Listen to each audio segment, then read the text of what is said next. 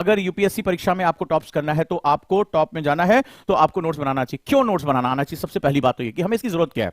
Actually जब आप books के बारे में बात करें, मान लो ये एक महीने का न्यूज़पेपर है आपके सामने है, ये एक महीने का न्यूज़पेपर है, आप अंदाजा लगाइए, ढेर सारी खबरें इसके अंदर है। डेफिनेटली आप जानते हैं एक मंथ का न्यूज़पेपर सबके घर में आता होगा। अब सवाल है कि इसमें इतनी ढेर सारी इंफॉर्मेशन है, बहुत ढेर सारी इंफॉर्मेशन दी हुई है। अब इस इंफॉर्मेशन को अपने दिमाग में कैसे लेकर आएंगे? मान लीजिए आज आपने पढ़ा, ढेर सारी खबरें थी, पढ़ के आपने क्या किया? सिंपली कभी आईआर पढ़ा, कभी पॉलिटी के बारे में पढ़ा, किसी के बारे में पढ़ा। अब सवाल है कि आज से 10 दिन पहले कोई खबर आई थी, कोई बहुत इंपॉर्टेंट एडिटोरियल आया था, कोई बड़ी इंपॉर्टेंट न्यूज आई थी, उस न्यूज में किसी सेक्शन के बारे में डिस्कस किया गया था, किसी लॉ के बारे में डिस्कस किया गया था, कोई कॉन्स्टिट्यूशनल अमेंडमेंट के बारे में डिस्कस किया गया था, और आपको 10 दिन बाद वो याद नहीं है, तो वो न्यूज पढ़ने का आपको कोई भी पता नहीं। अब आप अंदाजा लगाइए कि जैसे एक ही दिन में कोई एक न्यूज थी, मैंने उसको पढ़ा, मैंने उसको लिखा नहीं, अब मैं उसको ढूंढ रहा हूं, तो मैंने एक महीने पहले कुछ इंपॉर्टेंट चीज पढ़ी थी, अब मैंने उसके नोट्स नहीं, मैं उसको नोट नहीं किया, अब मैं खोज रहा हूं अखबार में, पता क्या चला कि दीपावली की साफ सफाई में अखबार भेज दिया गया, गायब हो गया वहां से। अब मैं सर पे हाथ रख के बैठा हूं, कितनी इंपॉर्टेंट इन्फॉर्मेशन, सोचा आज नहीं तो कल उसको अपडेट कर लेंगे, अभी क्या जल्दी है, पता चला घर की साफ सफाई में वो हो गया, गायब हो गया। ऐसे कई ढेर सारी बुक्स होती है, बड़ी इंपॉर्टेंट कोई इन्फॉर्मेशन मिलती है, कोई इंपॉर्टेंट जानकारी मिलती है, कोई कोट मिलता है, और उसको हम नेग्लेक्ट कर देते हैं, सोचते हैं कि बुक तो पढ़ी है, अखबार पढ़ा है, बाद में कर लेंगे, और फिर वो बाद में कभी नहीं आता। ऐसा हुआ है? अगर ऐसा हुआ है तो कमेंट बॉक्स में बताए कि हाँ सर अक्सर मेरे साथ ऐसा हुआ है, हमने कोई अच्छी चीज पढ़ी है लेकिन उस समय हमने उसको नोट नहीं किया, या नोट्स बनाने का महत्व हमें नहीं पता था, और इसकी वजह से हम पूरी तरीके से वहां पर हमारा ये सिस्टम डिस्ट्रॉय हो गया। यस या नो? प्लीज मुझे कमेंट बॉक्स में बताएं कि ऐसा होता है आपके साथ। तो नोट्स बनाने से आपकी जो आपके सब्जेक्ट पे पकड़ है वो अपनी हो जाती है। सबसे पहले वहीं शुरू करते हैं और हम पहले टिप को सीखते हैं, 5 ऐसे नोट्स मेकिंग टिप्स जो स्मार्ट नोट्स बनाने में आपकी बहुत मदद करने जा रहे हैं। सो लेट्स स्टार्ट, शुरू करते हैं। पहला जो सबसे इंपॉर्टेंट सेगमेंट है जो आपको सीखना चाहिए हर हालत में, और उसको हम लोग बोलते हैं अपने हाथ से नोट्स बनाएं। ये मैं क्यों कह रहा हूं? ये मेरे अपने टीचिंग एक्सपीरियंस से निकल के। आपने कहा सर हाथ से नोट्स बनाते हैं, नहीं, आज की डेट में बहुत से सॉफ्टवेयर आ गए हैं। आज की डेट में जब मेरे साथ अभी मान लीजिए एनसीईआरटी बैच है तो हजारों की संख्या में बच्चे जुड़े, बहुत से मेरे बैचेस में। तो आप सभी को, अगर आप मेरे स्टूडेंट होंगे, आप जानते होंगे कि मैं पीडीएफ कल्चर का बहुत बड़ा विरोधी हूं।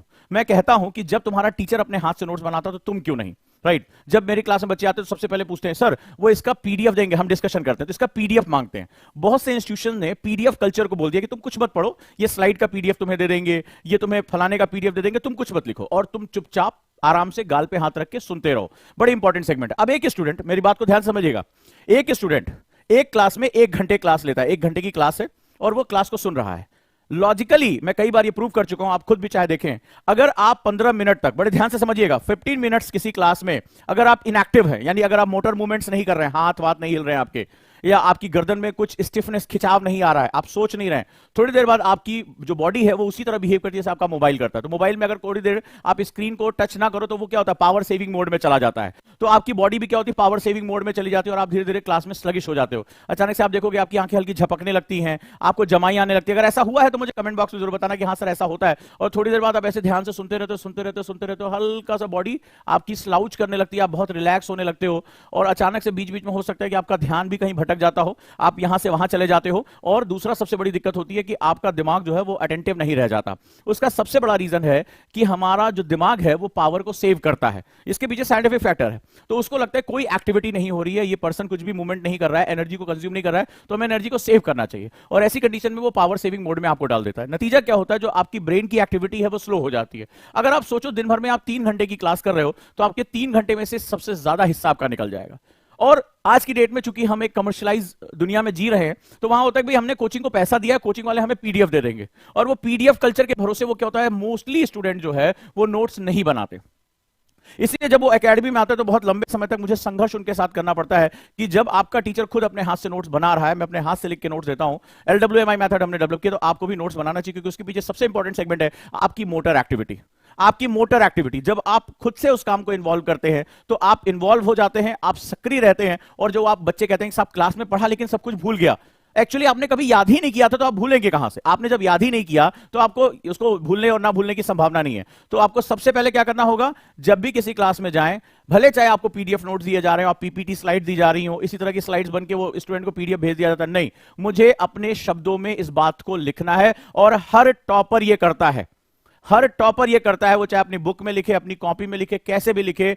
टॉपर तो स्मार्ट नोट्स के आगे साइनॉप्सिस बनाते हैं। जितने टॉपर से मैं मिला हूं उनको साइनॉप्सिस बनाने का सीक्रेट पता होता है। उनके नोट्स आप एक्चुअली में पढ़ ही नहीं पाओगे, इतने शॉर्टर और पिक्चोरियल होते हैं, वो सिर्फ वही डिकोड कर पाते हैं। अगर आप वहां तक पहुंच गए तो टॉपर बनने की आपकी संभावना भी कई गुना बढ़ जाएगी। नोट्स बनाने की दूसरी ट्रिक्स, नोट्स में चित्रों, प्रतीकों और आरेखों का प्रयोग करें। Right, use picture, symbols and diagram in notes. क्या मतलब होता है इसका, पिक्चर्स का? अगर मैं कई बार क्लास में भी बता चुका हूं, जैसे मैंने आपसे कहा कि प्लीज 7, मैंने बोला 7, तो आपके दिमाग में ये आया होगा 7, किसी के दिमाग में ये आया होगा 7, किसी के दिमाग में ये आया होगा 7। सभी ने अपने दिमाग में पिक्चर सोची होगी। जैसे मैंने वर्ड बोला, एक डिजिट बोला, आपके दिमाग में उसकी पिक्चर आई होगी।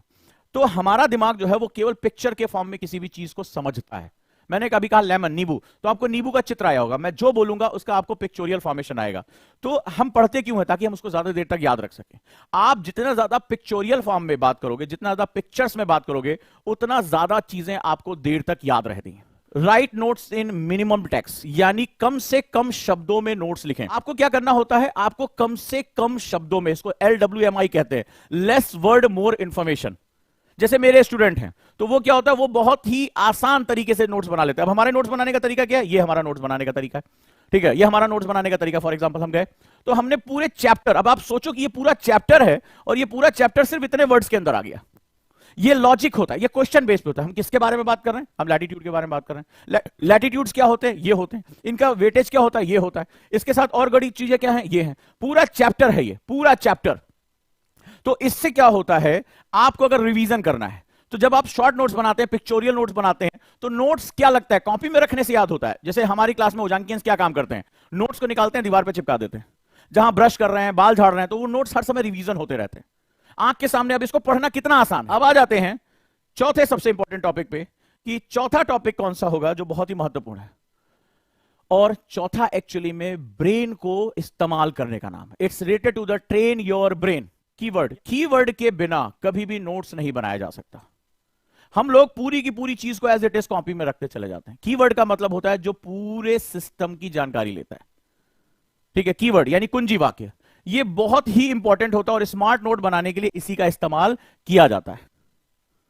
तो ये जो होता है, पूरे शब्द के बीच में एक वाक्य होता है जिसकी वजह से ये पूरी चीज तैयार होती है और जिसको कीवर्ड पहचानना आ गया अपने नोट्स। मान लो अखबार में आपने कुछ पढ़ा, न्यूज़पेपर में उठा, और आपने न्यूज़पेपर में किसी भी चीज के बारे में जैसे ही पढ़ा, वहां पर आपको इसके बारे में पता चलना शुरू हो गया, राइट, कि मुझे कैसे ये चीज करनी है। तो कीवर्ड वो पॉइंट होता है, जैसे मान लीजिए आपने कोई भी पॉइंट उठाया, आज आपने संविधान के बारे में बात की, तो संविधान के बारे में अगर हमने बात की तो इसमें सबसे बड़ा कीवर्ड है कि निर्णय है क्या। तो है कि भाई जो ईडब्ल्यूएस है, ईडब्ल्यूएस का आरक्षण कंटिन्यू रहेगा, ठीक है। फिर यह निर्णय दिया किसने, क्वेश्चन मार्क लगा दिया, तो ये क्वेश्चन मार्क कीवर्ड है। यह निर्णय किया किसने दिया, ये लिखने की बजाय ये मैंने क्वेश्चन मार्क लगाया। तो मैंने बताया कि संविधान, संविधान को मैंने मान लो रख दिया एक जो है वो बुक, हमारी जो कॉन्स्टिट्यूशन एक बुक के रूप में उसको रखा, और पीठ पे रख दिया, एक इंसान की पीठ पे रख दिया। तो संविधान पीठ पे मैंने बताया कि निर्णय दिया, किसने निर्णय दिया, जो है 5 जजों की पीठ ने उसको ये निर्णय दिया, तो मैंने सिंबल के रूप में उसको रख दिया। अब ये पीठ ने निर्णय किस पक्ष में दिया, किस तरह से दिया, कौन से अमेंडमेंट पे दिया, तो मैंने कहा 103 कॉन्स्टिट्यूशनल अमेंडमेंट पे ये दिया। तो वो सारी बातों को मैंने देखो 3 वर्ड में लिख दिया। इसको बोलते हैं स्मार्ट नोट्स बनाना। और इस तरह से आप बड़े से बड़े नोट्स को छोटे छोटे पॉइंट्स में तोड़ सकते हो। बड़े से बड़े नोट्स को छोटे छोटे पॉइंट्स में तोड़े, सिर्फ आपको क्वेश्चन पूछना है, कीवर्ड ढूंढना है। और अगले पे पहुंचते हैं। और 5वां, जिसको बहुत कम लोग बेकार की चीज समझते हैं और मेरे स्टूडेंट इसको बहुत यूज करते हैं, हम लोग कलर कोडिंग करते हैं, ठीक है। मैंने क्लास में अक्सर नोट्स बनाते समय 6 थिंकिंग हैड, 6 कलर का इस्तेमाल करना कई बार डिस्कस किया है। और इसको बोलते हैं अपने नोट्स में कलर्स का यूज करें। कलर्स हमारे दिमाग को बहुत एग्जेजरेट करते हैं और कलर से आप सिंबल बना सकते हैं। जैसे किसी भी टॉपिक में तुमने देखा होगा, तो अभी हमने बात किया कि न्यूज क्या है, तो हमने ये ना, न्यूज क्या है, व्हाट इज द न्यूज, ये कैसे हुआ, ये कब हुआ, इसकी प्रक्रिया क्या थी, इसका परिणाम क्या था। ऐसे तो पॉइंट देखते हो, ऐसे तो एडिटोरियल के नोट्स बनाते हो, या ऐसे बुक्स के नोट्स बनाते हो, हाँ या ना सर। हाँ, नोट्स बनाते समय कई लोग तो ये भी ध्यान नहीं रखते, कई लोग तो खाली पैराग्राफ चेपते रहते हैं। कई मैंने महानुभाव को देखा, किताब आई अंडरलाइन करते चले गए, हर पॉइंट इंपॉर्टेंट है, हाईलाइट करते चले गए, कलर इतने कलर कर दिए कि समझ में नहीं आ रहा क्या हो रहा है। तो मान लो आपके नोट्स बनाने का एक पर्टिकुलर तरीका है, आपका एक कीवर्ड है। अब आप इसी तरह से नोट्स बनाते हो कि क्या है, क्यों है, प्रक्रिया क्या है, परिणाम क्या है, महत्व क्या है, मूल्यांकन क्या है, आप इन्हीं चीजों का प्रयोग करते हो।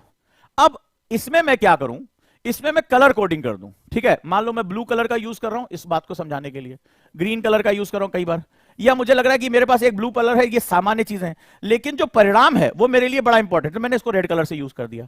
अब मुझे जैसे ही रेड कलर होगा, मान लो अब आप क्या हो रहा है, आपने कॉपी बनाई है, अब आप तत्काल जल्दी जल्दी जल्दी जल्दी रिवाइज कर रहे हो, और इसमें जो परिणाम या महत्व या मूल्यांकन, जो बड़ी खास चीज है, जो आपके लिए बहुत परेशानी कर सकती है, आप भूल जाते हो बार बार, आपने उसको अलग कलर से, और आपने हर बार जो सबसे टिपिकल कॉन्सेप्ट है परिणाम या प्रक्रिया, वो आपका सबसे कठिन पार्ट है, और आप चाहते हैं कि वो आपकी नजर पड़ जाए। आपने सब कुछ नीले और काले से लिखा है, 2 कलर के पेन से लिखा है, लेकिन वो एक ऐसी चीज है जो पूरे आंसर का कोर है, बेस है, वो आपके लिए बहुत महत्वपूर्ण है। उसमें आप संविधान के बारे में लिख रहे हो, संशोधन के बारे में लिख रहे हो, या कोई इतिहास की डेट्स है, अगर वो मिस हो गई तो तुम्हारा आंसर खत्म हो जाएगा। अब आपने क्या किया, ठीक है, सिंपल सा, आपने क्या किया, उसको दूसरे कलर से, आपने समझा कि ये प्रक्रिया और परिणाम वाला जो हिस्सा है, मैं इसको रेड कलर से लिखूंगा या मैं स्पार्कल कलर से लिखूंगा।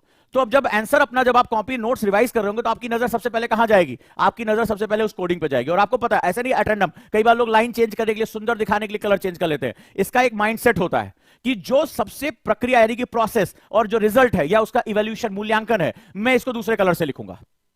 तो अगर आप मुझे बताओ कि एक ढेर सारी चीजें लिखी हुई है, मान लो आपने नोट्स बनाया, और इसमें एक चीज आपने, हमेशा आपको पता है कि ये वाला पेन जो है मैं तभी यूज करूंगा जब मोस्ट इंपॉर्टेंट सेगमेंट होगा, या तो प्रक्रिया के बारे में बात होगी, या परिणाम के बारे में, या मूल्यांकन के बारे में बात होगी। तो आपको यह चीज बहुत अच्छी तरह से पता है। तो जैसे ही आप मुझे बताइए इस पेज पर सबसे ज्यादा नजर आपकी कहां टिकेगी, मैं आपसे आंसर चाहता हूं। आपकी नजर ऑटोमेटिकली उसी पेज पर चली जाएगी जो आपने अलग कलर से कोडिंग की है कि हर बार मैं यही कलर इन 3 प्रश्नों के लिए इस्तेमाल करता हूं, या तो प्रक्रिया या परिणाम या मूल्यांकन के लिए, जो कि सबसे कोर है इसका, या सबसे इंपॉर्टेंट सेगमेंट है। तो उस कलर पे मेरी नजर अपने आप चली जाएगी। तो मैं किसी और चीज पर ध्यान दूं ना दूं, ये सबसे कोर हिस्सा है, ये सबसे इंपॉर्टेंट हिस्सा है, तो मुझे इस पर ध्यान सबसे ज्यादा देना है। ऐसी कंडीशन में क्या होगा, अचानक से आप उसको फेच कर लेंगे, उसको रिवाइज कर लेंगे, और एग्जाम में जो नेगेटिव मार्किंग होती है, जो आपसे गलतियां होती हैं, वो गलतियां होनी बंद हो जाएंगी। और अगर आपने ये मेथड फॉलो कर लिया, तो इससे आपके रिवीजन और आपकी मेमोरी पे जबरदस्त इंपैक्ट पड़ेगा, और आपकी मेमोरी एनहांस हो जाएगी। जो ना भूले वही तो मेमोरी है, जो भूल गए वो तो बात खत्म हो गई। तो जो ना भूले, और किसको ना भूले, जिस पर हमारा दिमाग ध्यान दे देता है, हम उसको नहीं भूलते, राइट। तो नोट्स बनाने के मैंने आपको ये 5 तरीके बताए हैं।